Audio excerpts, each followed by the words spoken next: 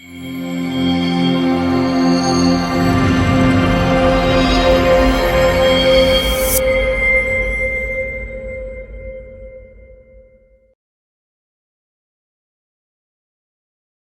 you so much, Damola. It's always a pleasure being here, being part of this, sharing the knowledge that God has laid in my heart.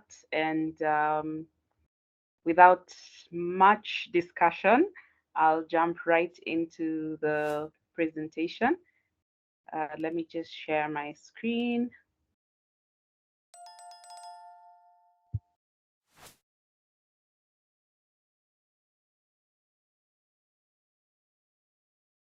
I hope we can all see my screen.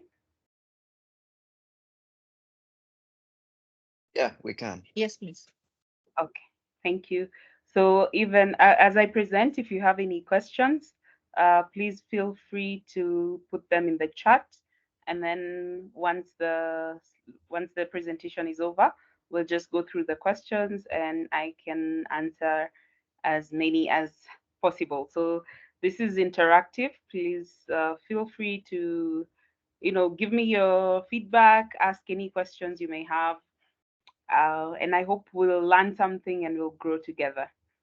Okay, so I've dubbed this presentation Building Strong Ethical Culture as an Entrepreneur because I believe that any organizational culture starts with an entrepreneur because God gives you the idea, God gives you the mindset to be able to create a business that can provide opportunities for other people.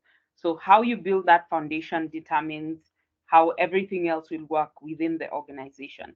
So, if you have a solid foundation, if you have the right ethical practices in place, then you're likely to build a strong culture within your organization. And you'll see that the people that come within your space, the people that you bring on board as your employees, as your partners, they practice a very strong level of integrity. Yeah. So I'll just start by introducing my organization, which is EMC Market Consult. It's a startup, I would say, not very old, less than 10 years old, less than 5 years actually. We are a full service marketing and business consultancy service. So a lot of my work revolves around working with new entrepreneurs and SMEs. And occasionally I do work with corporates as well, but my major focus is for SMEs and startups. Reason being, I like to see entrepreneurs growing in that space and building businesses that are sustainable. We've grown up seeing established businesses, prosper, but learning how to make a small business work and become sustainable and eventually become that big corporation, we rarely get that kind of learning. As an entrepreneur, you tend to always not get the right information. So that's why I'm very passionate about sharing this information, and that's basically what my organization does. So just an introduction onto what is ethical culture. So ethical culture is tied to integrity. Reason being, good ethics, it means you have a high level of integrity. And of course, bad ethics means you have a low level of integrity. So basically, ethical culture is it's a system. It's how things flow, and this is from shared beliefs, attitudes, and behavioral norms that represent the organization's principles and standards. So you find that this is mostly how people work together within an organization to ensure that everything is running smoothly, to make sure that business is flowing well, everyone is taking care of what they need to take care of, so that the company not only is prosperous, but also the customers get to enjoy the value of what the business offers. So why is it so important? Why is this ethical culture so important? And why is integrity so important? As Christ-driven entrepreneurs, the most important thing is integrity, because even when Jesus came, he maintained a high level of integrity. Even the disciples, what he taught, what Jesus taught, how he taught, the way he discipled his disciples was from a level of such high integrity, because what he practiced is what he expected the disciples to do. So even as an entrepreneur, it's important to know that what you practice is what your employees will practice, or what you practice is what your business will practice. So how you carry yourself, what you do with yourself, determines how your business will grow. So some of the ways that, or some of the reasons why this is ethical culture is very, very important. Number one is increased employee job satisfaction. So you find that when you have a high level of integrity, you find that there's a lot of commitment and willingness to recommend organizations to others. You've heard of people say how, I just love working in my company. They're so good, they give such good benefits, or they always have something positive to say about the organization. And a lot of times this is linked to the high level of integrity, because it also leads to the second point, which is reduced employee burnout. In the recent past, and even currently in the market, you hear a lot of entrepreneurs talk about burnout, how they're the ones doing everything. You also find that even employees that are brought on board tend to complain about doing so much work, getting overwhelmed with a lot of work. And one of those reasons is because there is no systemized, culture. There's no systemized level of integrity. So you find that you end up, everyone does something, everyone is so frustrated, everyone is busy, and most of the time it's busy doing nothing. So you end up being so burnt out, you end up being so tired. So the reason why having a strong ethical culture is very important is because it also reduces that, because it helps, staff remain motivated. They want to stay in the organization. They want to help the organization grow, because they're seeing an open door policy. The same way the disciples were so keen on, you know, continuing the work of Jesus, because there was such a joy in serving Christ. They were willing to suffer for the name of Christ. They were willing to go through any challenge as long as it was for the glory of Jesus Christ. Then thirdly, it of course reduces the illegal activity. You'll find that a lot of times when there is no strong ethical culture in an organization, the behavior of the employees a lot of times it stops being a moral behavior. You find small issues like, they're taking some money from the business and they're not, uh, you know being accountable for it. Or you find that they're doing side deals whereby they're taking your product and selling it on the side and not telling you. So you end up as a business getting a lot of losses or a lot of negative returns on investment. And that is because without a strong ethical culture, you're not able to monitor, or rather you're not able to have a responsible team, people who are able to say, no, this is the right thing, this is the wrong thing, I need to do the right thing, I need to follow what is right, because integrity comes from the culture that is cultivated. Then lastly, it improves organizational performance, value, and innovativeness, because integrity brings about an open door policy. It brings about an openness whereby employees or people who you work with as an entrepreneur feel so comfortable to talk to you about stuff. They're willing to give you feedback on the product. They're willing to give you their good ideas that you can implement in the business.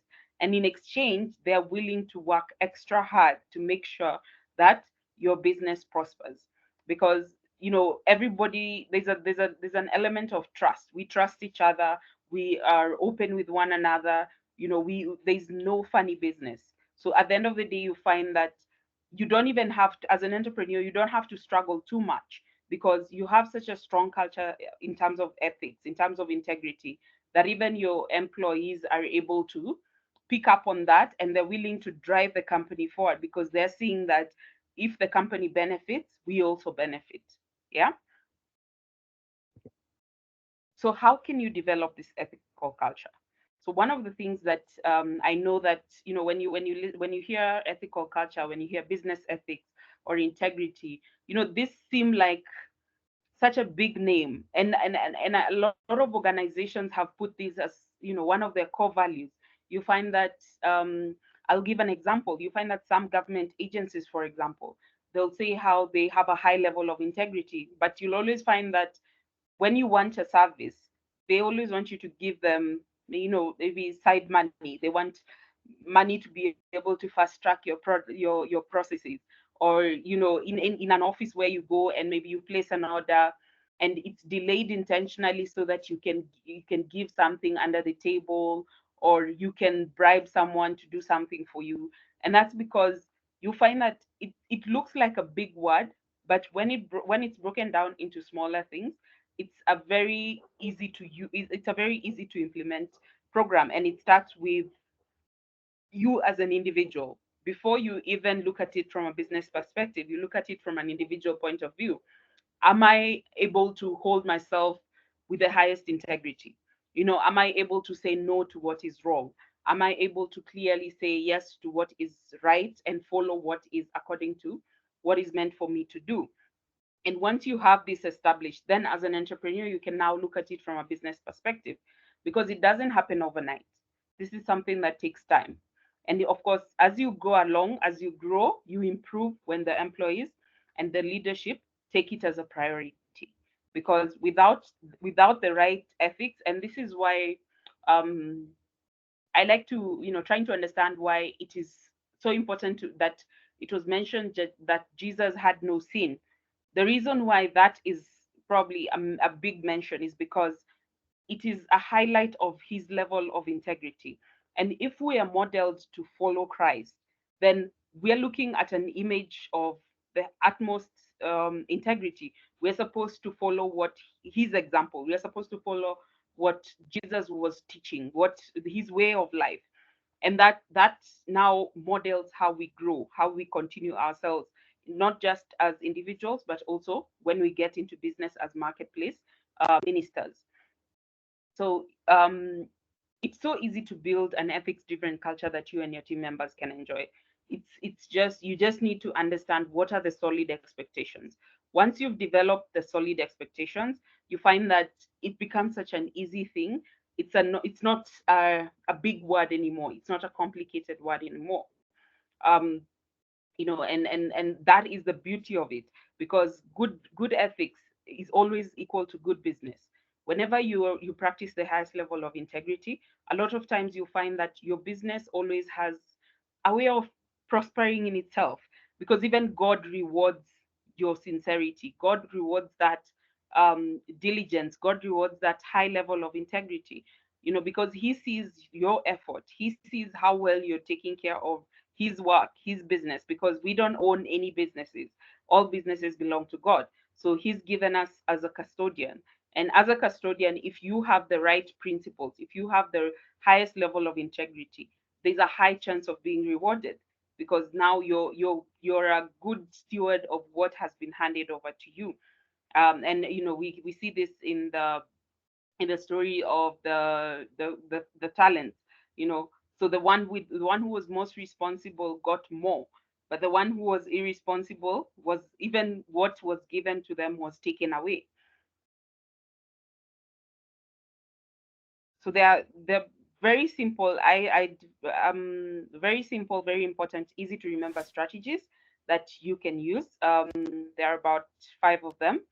And number one is to set clear expectations of what is right and what is wrong. So, as an organization, there are those spoken and unspoken rules and regulations about how to act. For example, I'll give an example of coming to work on time. You have an office, and you have a culture of we come to work by 7 a.m., and you find that it is not something that you have written down, but because you expect it from everyone, you just you can it's something you can maybe just mention to people. If we can all come in at 7 p.m., if you can all keep time, if we can all do this. We have a lot of those rules and regulations that are not really spoken. Like, for example, you can say lunch is strictly 1 hour, and it's not written anywhere, but you have mentioned it as a rule and regulation within the organization. So this includes everything, including even how your employees dress, how you yourself dress, because how you wear determines how your employees will wear. So if you're used to wearing probably inappropriate clothing for the office, then there's a high chance that the rest of your staff will follow the same pattern. They will dress the way you dress. They will act the way you act. They will have the attitude that you have. So if you have a good attitude, if you're, your dressing is proper for business, and how you behave towards other people, the way you talk to your customers is the same way your employees will talk to your customers. So that is it's very important to have those things clearly defined. So this can differ depending on the organizations, because there are some organizations that don't have an issue with, probably, let me say, casual clothing. There are those who are very strict about formal wear. There are those who are very strict about how you talk to clients, how you answer the phone. So these expectations are very important to not just speak about, but also write them down. Make sure that when you're setting these expectations, make sure that they're very clear, they're written down, and everybody knows that this is what the company expects from you. So, in as much as there are those unspoken rules, if they're not written down, it's so easy for them to be go should I say, to go unnoticed, because you'll find that someone will do something wrong, and then you cannot punish them because you did not tell them that it is wrong. It is not written down anywhere that this is wrong. You just have an expectation of what they're doing.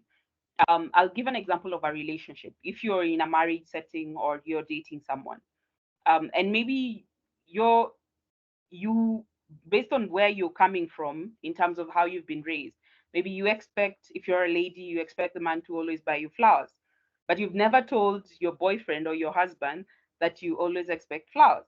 So you're always angry at him every time he comes home because he's come without flowers, but you never really mention that that is what you expect him to do. So you find you're always in conflict, and you begin to have, bad blood between each other. Yet it is an expectation that you had that you have not communicated. The same way for a man, if there's something maybe you expect your wife to do or your girlfriend to do that you have not told them. You know, it's kind of like assuming that they are the Holy Spirit. They should know, you know, they should figure it out and, take care of whatever it is I need them to take care of. So the biggest mistake that a lot of organizations do is to set uncommunicated expectations. If you do not say it, if you do not write it down, then there's no way you would expect the other person to actually follow through on what you expect from them. Next, we have the modeling the behavior you'd like to have in your organization. Like I mentioned, it begins with you as a person, as a leader, as an entrepreneur, how you carry yourself, how you behave, how you talk to your clients. Because when you're bringing a workforce on board to your business, they will be looking at, how does my boss handle things? How does my boss do things? you know so you're starting, if you're starting out in business as an entrepreneur, first of all, ask yourself, do I have the highest level of integrity that I expect from my employees or from my customers? Because if you do not have those qualities, then it means that you as an individual need to work on building that, so that when you're ready to have a workforce, they can be able to just seamlessly follow what you're doing. If you're already in business, you need to review, sit down and assess and look at what are some of the things that I'm doing in business that are making my business that are making people get too comfortable. For example, people don't submit reports on time, and to you it doesn't matter, because after all, as long as you have some money in your account, you're good. The reason that is considered a problem is because when you're looking to scale, when you're looking to make your business grow to the next level, and you do not have a record of your finances, that means you cannot scale, you cannot go any further. You will always remain in the same place. And you'll always find that if you have any competitors, or if anyone comes into the market and they have a good work ethic, they have a strong level of integrity, they will leave you at the same place. And you will always see it as their business is bad, because you don't have that high level of integrity. You don't have that high level of strong ethics within your organization, but they have developed that. So that is why it comes off as they're doing better than me. I need to know what they're doing that I am not doing. So if you already have the right work ethic, if you already have the right level of integrity, you find that some of these, um, should I say, problems do not affect you. Because I'll talk about my own business. One of the things that for me is very, very important is to have an open door policy where if you're working for me, be willing to share your ideas, be willing to step up, because there are times when I can give you a presentation and tell you, go present this to a client because I trust you enough to know that you will do the right thing. But before I give you, I will make sure that you watch what I do. And I make sure that what I do is in alignment with what I expect you to do. So that when I leave it to you, I know that you will be able to maintain the same level that I have been managing all this time. Yeah. So you're able to demonstrate, you're able to show that you have the, you're able to set the standard as an individual, as an entrepreneur. And that's the same thing that God did through Jesus Christ. You find that Jesus came, he set the standard. He showed us the way. He was throughout his life, he you were we were able to see that this is what Jesus lived like. This is what he was doing when he was on earth. That means that when he was now at the point where he was ascending, he said he's sending us a helper. We will be able to do more than what he did, not because um, we are better than Jesus is, but because we have modeled Jesus as our example. We are following his behaviors, we are following his way of life, so that we can also be able to glorify the name of God in our ways, in what we do in our daily lives. Thirdly, is reinforcing good behavior and thwarting bad behavior, or basically punishing bad behavior. This is very, very simple. um, you'll find that sometimes you may be working with your friends, or you may be working with your family members.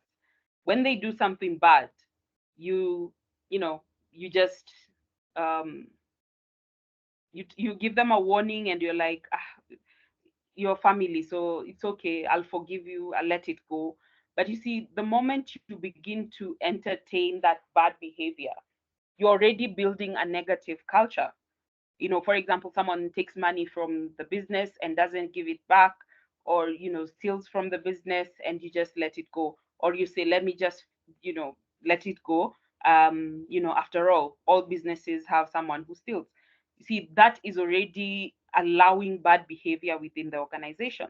But if you take action and say, this is something that is wrong and this needs to be called out, so you give a punishment, because even God gives, when we do something wrong. If you look at most of the stories in the Bible, you see whenever there was a mistake done, there was always a consequence.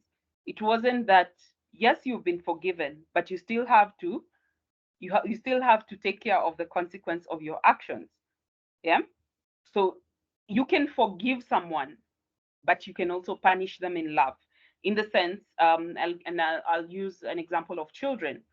When you have a child, if they do something wrong, you will not tell them, no, that is wrong, stop, and leave it at that. The Bible says, spare the rod and spoil the child. You'll, of course, punish them for doing something wrong, and then now teach them how to do the right thing. So if you're able to deal with the bad behavior and teach the good behavior, you're creating an element of trust, whereby your employees or your workforce, anybody who comes to work with you, knows that they can be able to call out bad behavior. And this applies to any type of business. It's not just limited to product business or service business. And this also applies to ministry.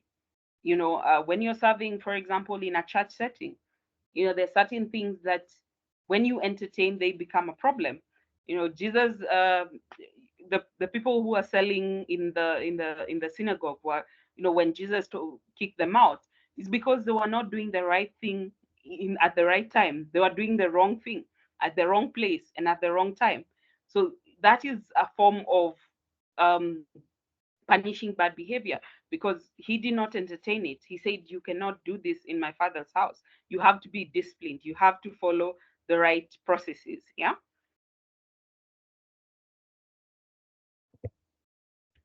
Next is focusing on building skills and solving problems.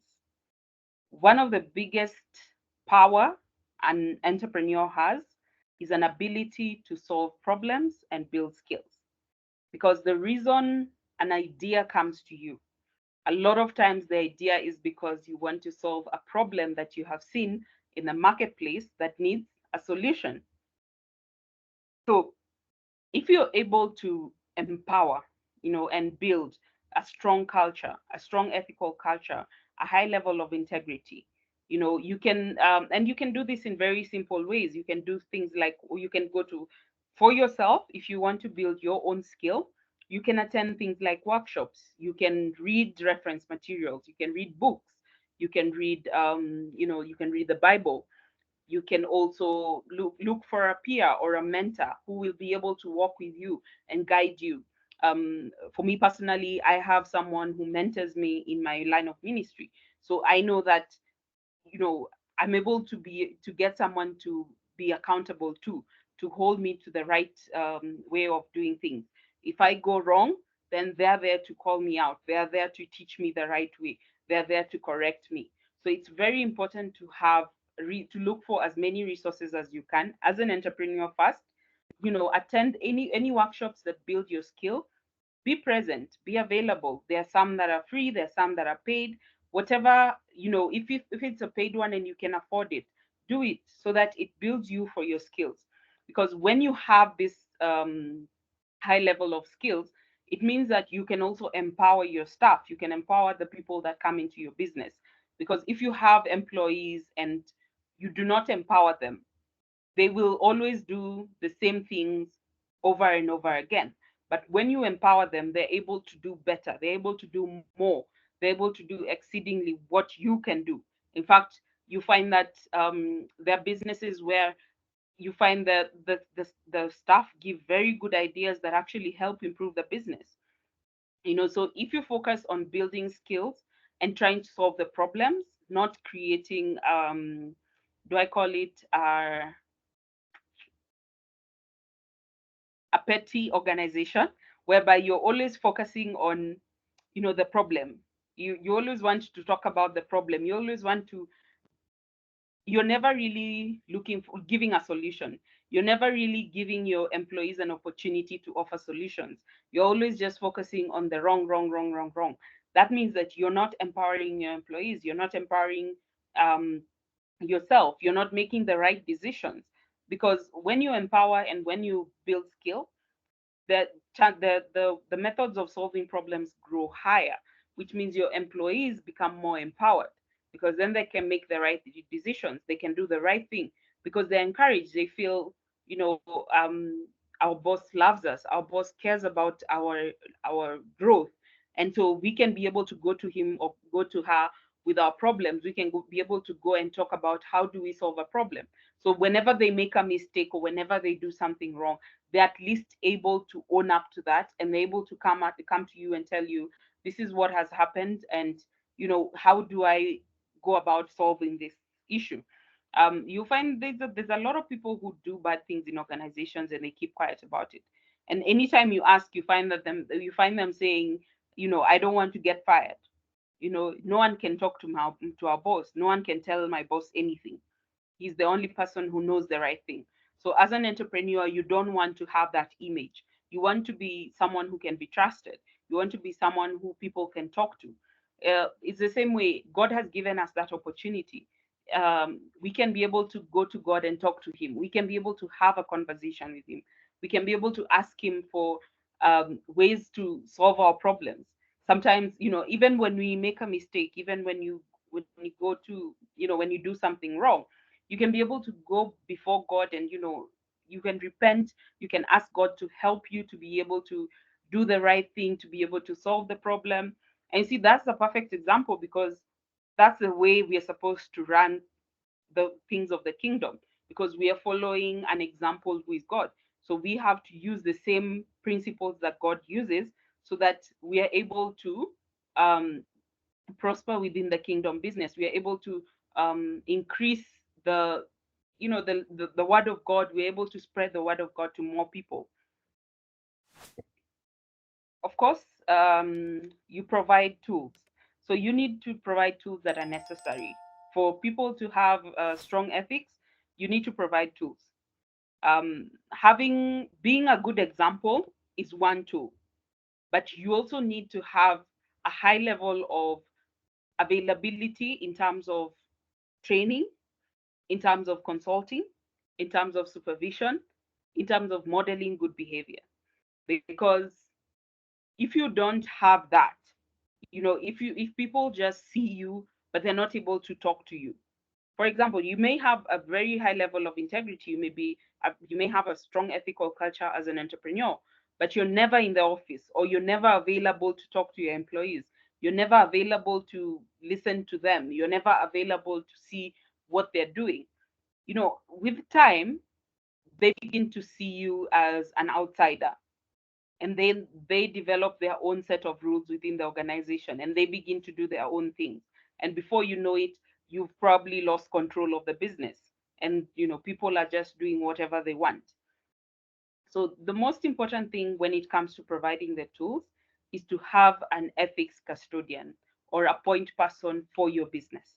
This is very valuable because this person becomes the focal point for acquiring the tools and the resources. So you can have a lot of times you find that most organizations or most entrepreneurs leave this responsibility to the human resource person or the human resource department, because they're equipped to be able to handle cases, they're equipped to be able to have a listening ear.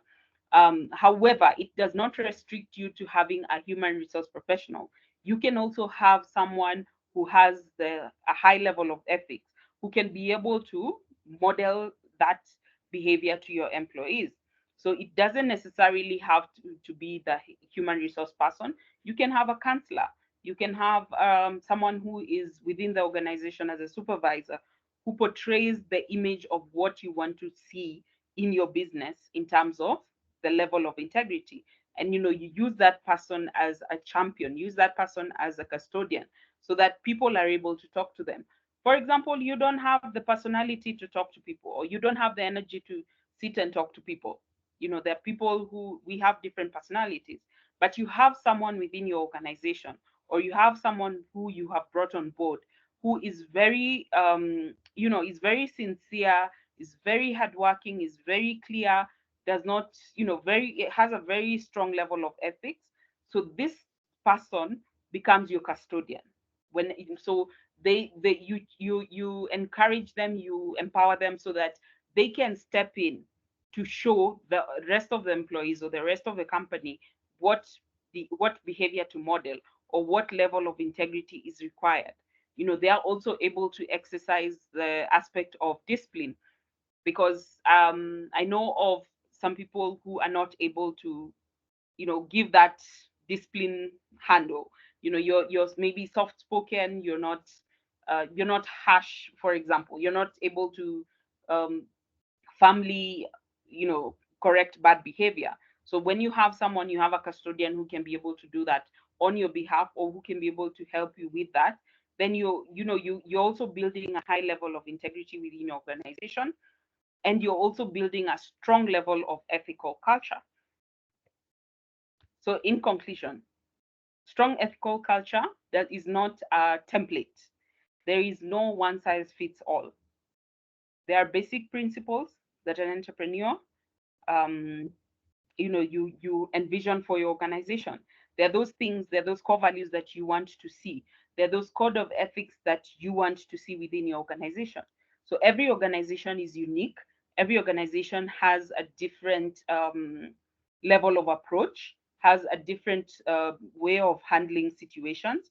So having your own code of ethics within the organization is what it's derived from what you envision for your organization, or what you envision for your business as an entrepreneur. So the clearer and more openly you communicate your expectations and portray the right culture, the higher and best practice you will get for ethical culture in your organization. And this is, there's a proven track record. You'll see there are organizations where people, pride themselves in working in those organizations. They say, this organization gives us the best services, they do all this, they take care of us, and kingdom businesses as marketplace ministers is based on God's foundation, the foundation of prayer, the foundation of the Bible. So that those principles are derived from the Word of God. As an entrepreneur, as a kingdom entrepreneur, as a Christ-driven entrepreneur, the principles or the what you envision for your company is given as a guideline from the Bible, which means you can be able to develop a code of ethics from the Word of God. You can be able to develop a code of ethics from the way God guides you, the way God leads you as an individual in your line of ministry. So these 5 principles are just basically easy to remember set of suggestions that they're not um, they're not cast in stone. They're just to give you an inspiration. They offer clear ways for you to maximize ethical behavior within different types of organizations. So ethical behavior is not restricted to service organizations. It's not restricted to government organizations. It's not restricted to corporates. It covers across all the genres of business. As long as you call yourself an entrepreneur, as long as you call yourself a business person, as long as you're working in the marketplace ministry, a strong ethical culture within your organization is very, very, very, very important, because it brings out the beauty of your business. It builds the foundation. It keeps your business solid, because your staff will be motivated. Your staff will be working hard. Your staff will not be stealing. Your staff will model good behavior. Your customers will always be happy because your staff are happy. So you always get the best of the best, you know. And of course, finally, good leaders focus on ethics. God is the ultimate entrepreneur. All his expectations for us are stipulated in the Bible. Similarly, we must always model our Creator, because God created us. He gave us an assignment. He made us stewards of his business, which is now what he created. So as custodians of God's products or God's businesses, we need to set a culture within our organization that, number one, gives value, provides growth, and leads to prosperity for the long term. Because even the promises of God tell us, if you follow what I commanded, if you follow the right way, you will receive the blessings, you will receive the promises. So it is, as an entrepreneur, it is the same thing. And God is the source of all ethics. He shows us the way, and we follow in his way. So the more we follow in God's footsteps, the better our businesses become, because we'll be implementing what God is teaching us into our businesses. And with that, I come to the end of the presentation. Very short, very simple. And I now welcome any questions you may have. Just a minute. Let's see.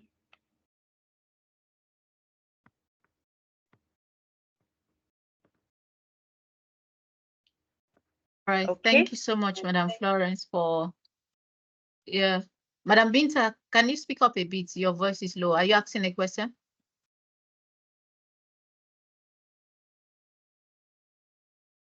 Hello, Madam Binta, can you hear me? Can any other person hear me? Let me know if it's from my end. Yes, we can hear you, Madam Victoria. All right, thank you so much. Madam Binta, we can't hear you. Probably want to log off and log back in so that we'll be able to hear you. Okay, so if we have questions, let me go to the chat. Once again, thank you so much, Madam Florence.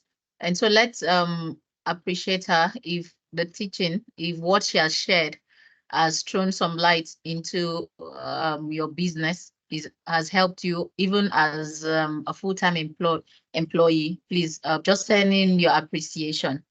Send in your appreciation. Thank you so much for always being there and for doing it pro bono. So if those who are members, maybe I should be your consultant. If you want to be consulting her for your business, you can come through me. I'll be a PA. So I'll tell you the fee.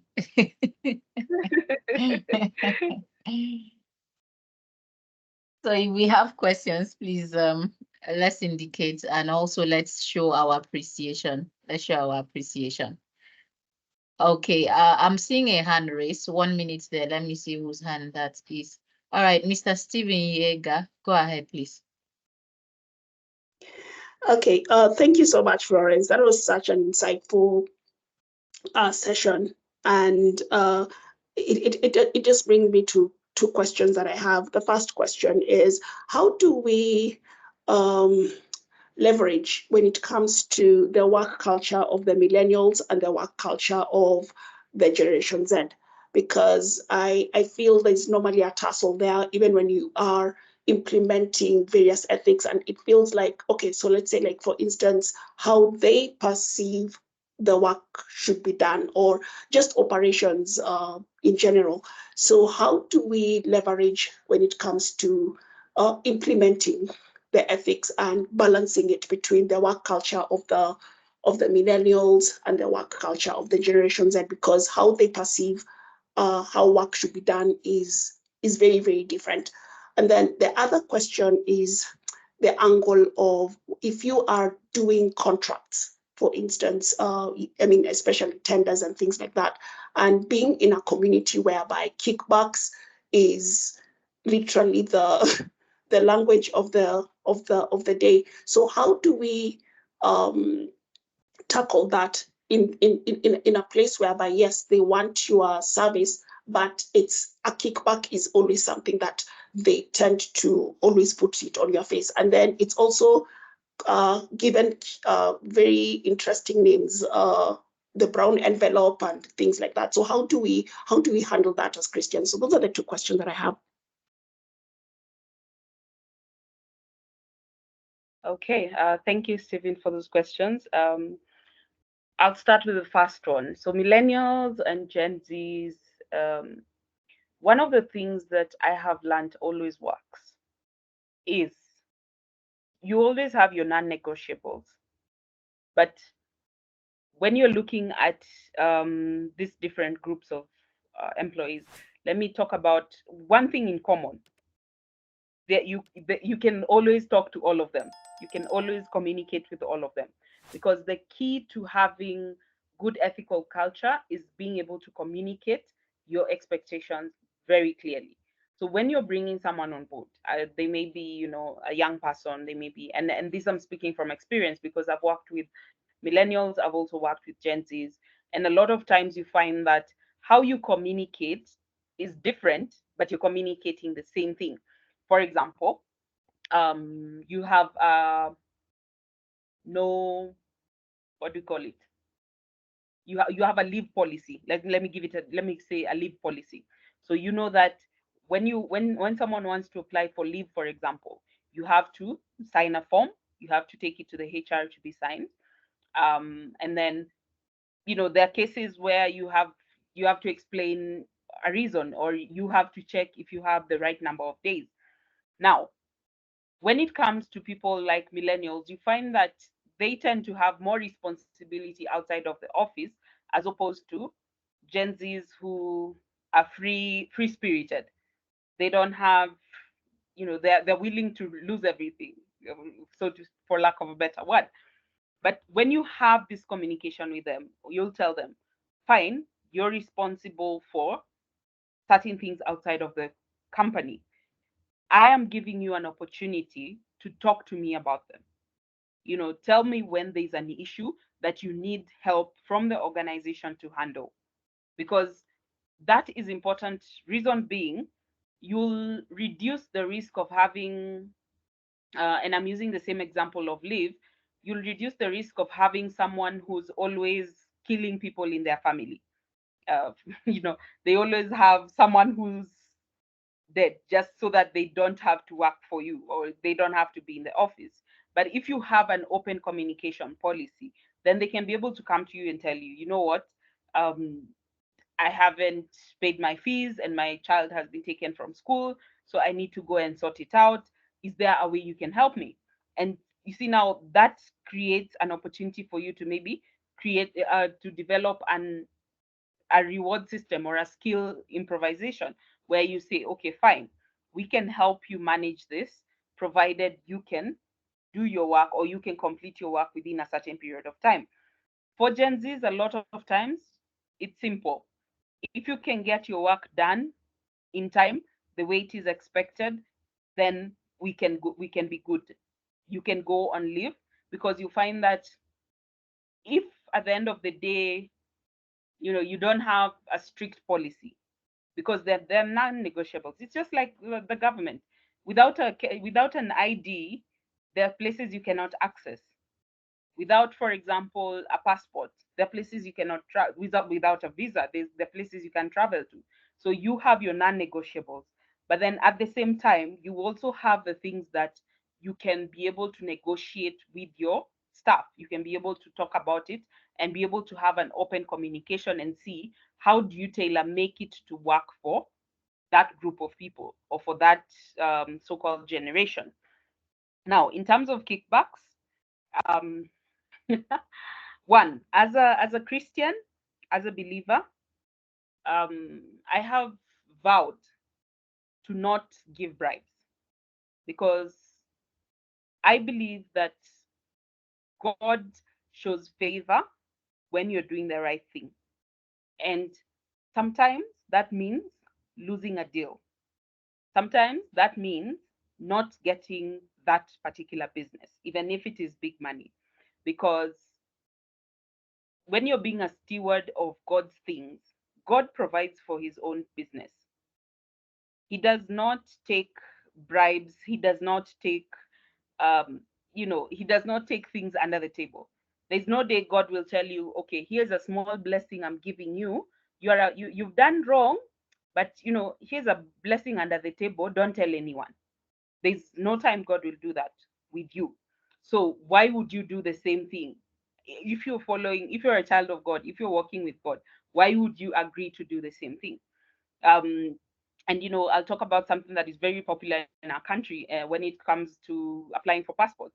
You find that you'll apply for a passport, and because you don't have, maybe for example, $500 to give out, then you'll not get your passport on time. But the thing is, we've had situations where God has shown favor to people who have applied for passports urgently, and they did not give a bribe, and they still got their passports on time. And sometimes if it doesn't come on time, then it means that God wants you to wait for the right time, because we are not moving in our own time, we're moving in God's time. And you do not want to risk falling into sin, or you don't want to risk falling out of the relationship with God just because you want to make a couple of more bucks. Yeah. So that is my perspective as a business believer, as a Christ driven entrepreneur. I don't and I have lost business. I've had situations where someone asked me to give them kickbacks, and I said I don't do that in my business. And of course the business fell out. We did not do business. But the beauty of that is, every time that happened, God would always give me something else, would always give me another opportunity, and things would always work out. So, and it also ties back to being content. As an entrepreneur, yes, you want to grow, you want to scale, you want to get to that big level, but be content in the season you're in, because God is building you up from the beginning. He's building that foundation. You've set him as the foundation of your business. He will take care of the growth of that business. But if you're in a hurry and you want to do it in your own time, then you will fall victim to taking a bribe or giving a bribe so that you can move your things ahead quickly. And all businesses take time to grow. I mean, I don't know of a business that started today and prospered the same day.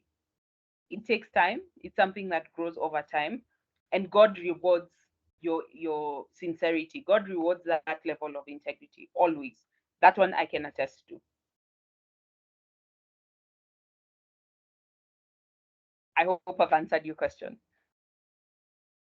Yes, you have. You have.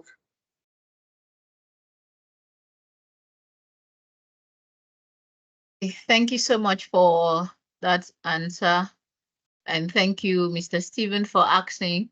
Madam Binta, are you back in the meeting? Yes, you are. I see that you're in the meeting and your microphone is not muted.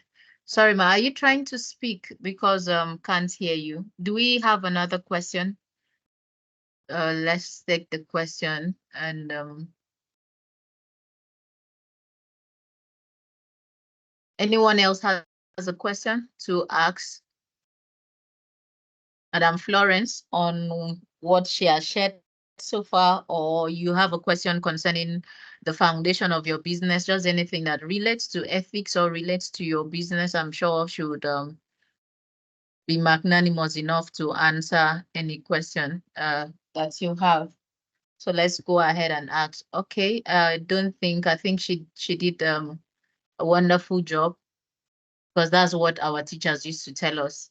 If they finish teaching and they ask you, do you have a question? And no question, they would take the glory that, oh, I did a perfect job. And so they would, in the exams, when they set the exams and you're looking at the ceiling, they'll be wondering why you're looking at the ceiling when you had no questions to ask when you were being taught. All right, thank you so much, ma'am. Once again, God bless you. And thank you everyone for joining today's meeting. Yeah, go ahead, please. You're speaking, but I'm trying to hear you. No, I was saying thank you. I think one of the things I would say is there's never an opportunity not to learn. Every day, every space, every person you interact with, there's always something to learn. So as an entrepreneur, you have to have a mindset of learning. You have to be open to learning from anyone, because God uses anyone and everyone to teach us. So it doesn't necessarily have to be, an established business. It doesn't have to be an expert in the industry. God will use anyone to teach. God will use anyone to give you the insights that you need. So having that mindset of being an open learner and willing to allow God to use you in whatever way, that builds your character, it builds your ethical status, and it also gives you a very high level of integrity.